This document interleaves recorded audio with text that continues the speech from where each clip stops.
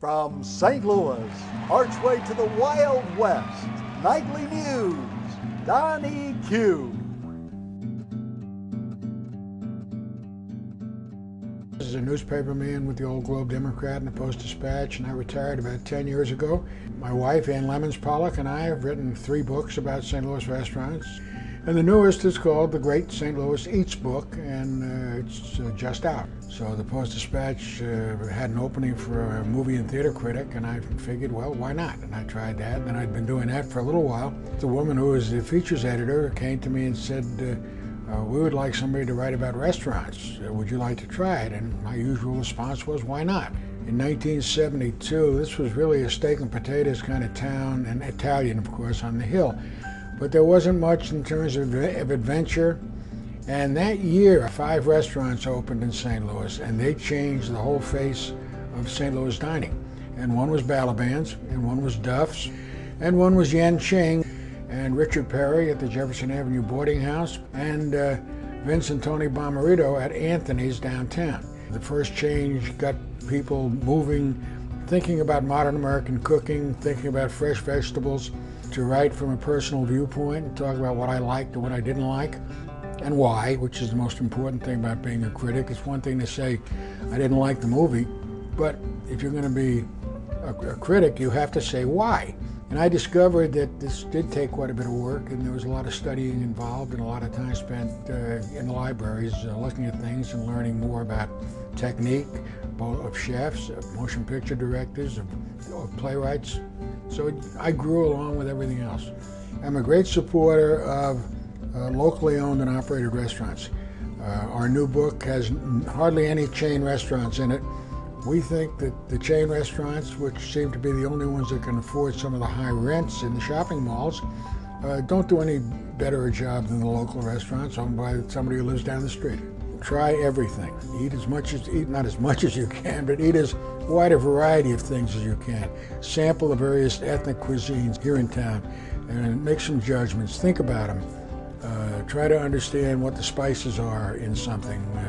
Maybe try to duplicate one at home if you're a cook or like to cook. Well, in terms of reviewing, in terms of criticism, they're all basically, there are a lot of similarities. Restaurant criticism involves perhaps a few more different things than movie criticism. If you finish watching a play or a movie and you don't want it to end, you want it to keep going, you are so enamored of the characters that you want to see more of them, that you want to see them in different situations. Or if you're eating dinner, you don't want the meal to ever end. To me, they mean I really liked something, that it took me out of myself. I wanted to be up on the stage, and I'm not an actor, but I wanted to be on the stage with the people, and I wanted the action to continue and the singers to keep singing and the dancers to keep dancing. You can get great service in a restaurant that looks nice, but if you don't enjoy the meal, everything else is wasted.